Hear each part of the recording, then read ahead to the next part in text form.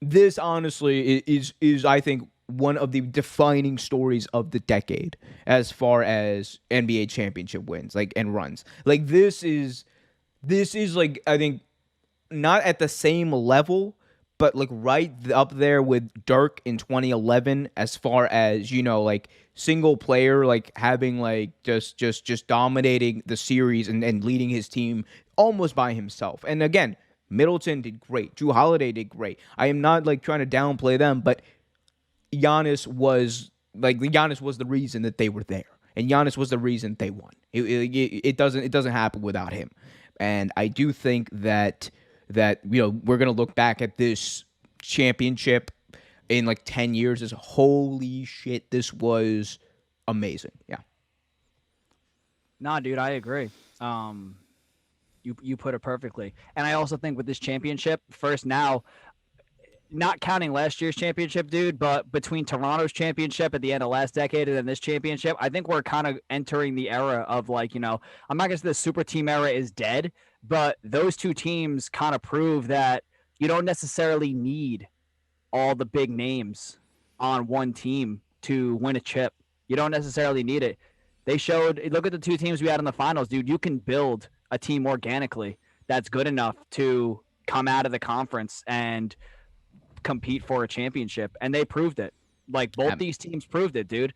Every single one, with the exception of like, obviously, the Jay Crowders were added later on. Those guys were added, but like the core, dude, like the core four, and obviously Chris Paul was huge, but like, dude, the core four in Phoenix, dude, was Devin Booker. You got Mikal Bridges.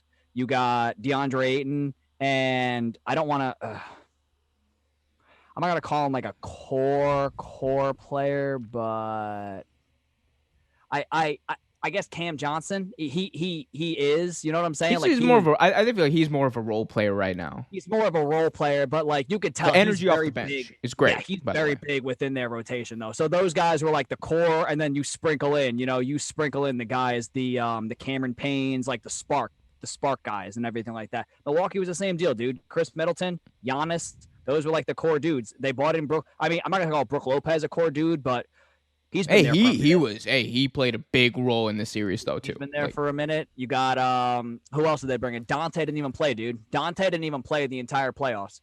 Dante is like their third option. Like and he didn't even play the whole, which allowed Drew Holiday and guys like Pat Connaughton to step up, which was huge. So the biggest thing I think was that this Bobby Portis. Yeah. Bobby, dude, Psycho Bobby. We missed him in New York, dude. We love Psycho Bobby in New York, but it just showed, dude. Like, I think we're entering the era where the super team era, I'm not going to say it's dead, but I think the last two real champions, we don't count last year's, the last two real champions were not super teams. So I think it's proving that you can build a team organically that can sustain success long term and,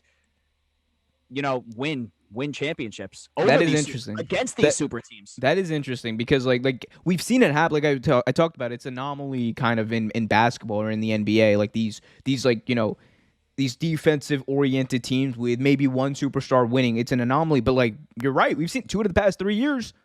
Who's won the championship? The Toronto Raptors, led by Kawhi Leonard and some very good players, and some players who have the potential to be superstars, like Pascal Siakam and possibly Chris Van Vliet one day. But on the other hand, like now you have like Giannis winning like just 2 years later. I think you might be right.